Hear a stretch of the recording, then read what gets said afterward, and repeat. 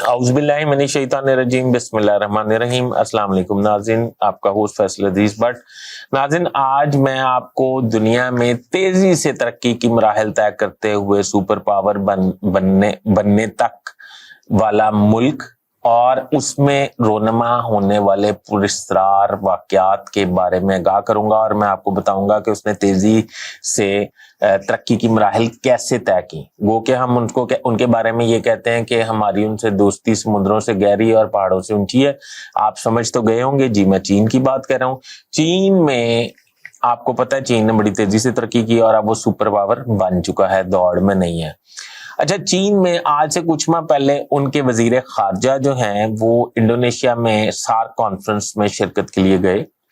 उसके बाद अमेरिकन वजीर खारजा का उनसे अमेरिकन फॉरेन ऑफिस ने उनके फॉरेन ऑफिस से अमेरिकन वजीर खारजा और चीनी वजीर खारजा की मुलाकात तय की हुई थी।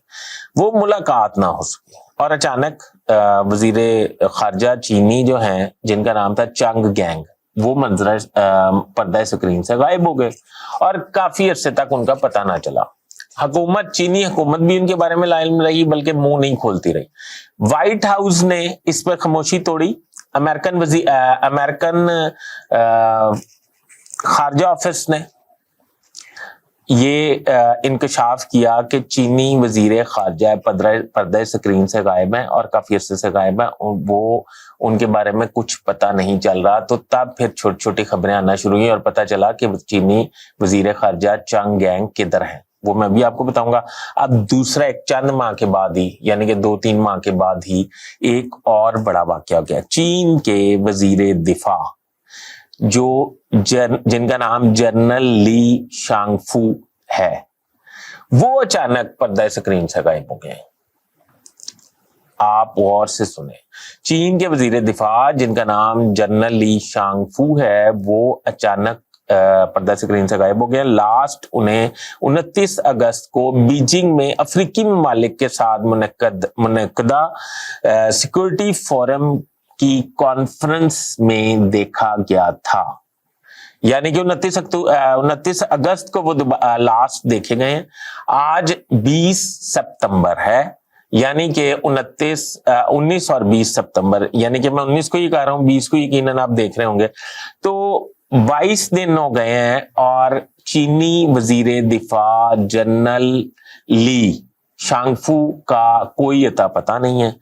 अब मैं आपको ये बताऊंगा कि इसके बारे में भी इंकशाफ अमेरिकन इंटेलिजेंस ने ही किया है। मैं अब आपको ये बताऊंगा कि ये दोनों वजीर खारजा और वजीर दिफा इस वक्त कहाँ हैं और उन पर उनके साथ हुआ क्या।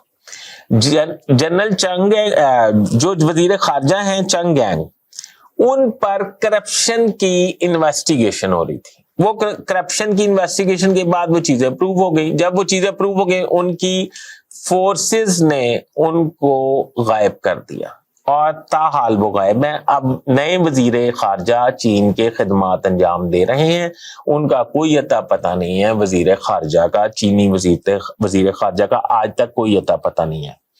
ये 2 से 3 माह हो गए हैं और इतलात ये हैं, मतलब इधर उधर से जितनी इतलात तक पहुंची हैं वो ये हैं कि अभी तक इन्वेस्टिगेशन जारी है। जो उन पे इल्जामात थे वो उनसे बरामदगियां भी की जा रही हैं, उनके इंकशाफात भी सुने जा रहे हैं।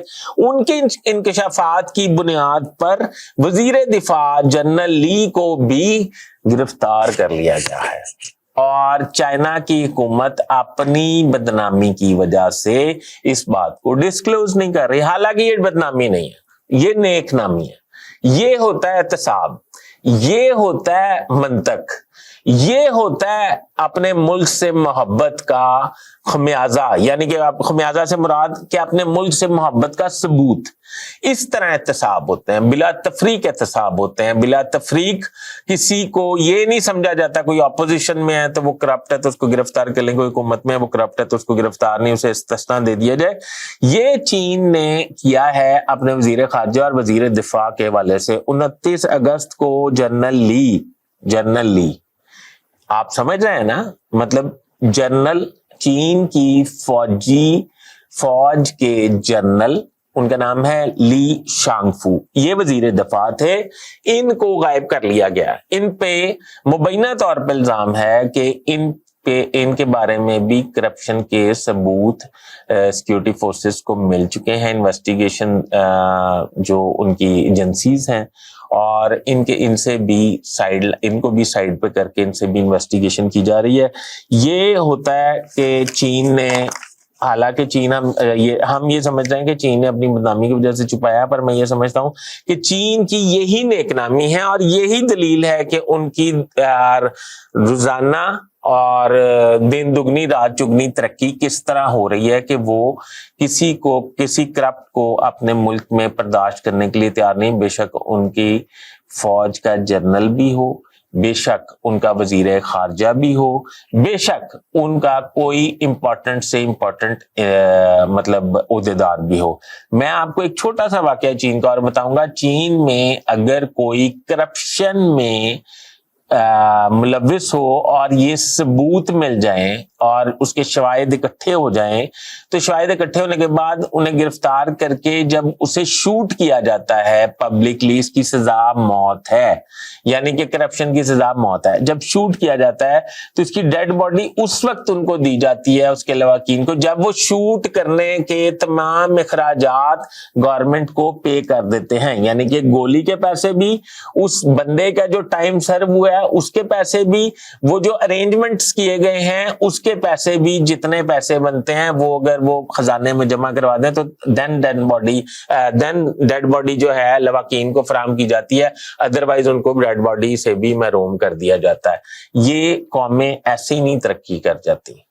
آپ اندازہ لگائیں کہ پاکستان کو بھی ایسے ہی اس وقت ایڈمنسٹریٹرز کی اور پرعزم لوگوں کی سخت ضرورت ہے۔ ناظرین، اگر آپ میری بات سے اتفاق کرتے ہیں یا اختلاف بھی کرتے ہیں تو میری رہنمائی ہوگی، مجھے اپنے کمنٹس میں ضرور آگاہ کیجیے گا۔ اپنے ہوسٹ فیصل حدیث بٹ کو بھی تک اجازت دیجیے۔ اللہ حافظ۔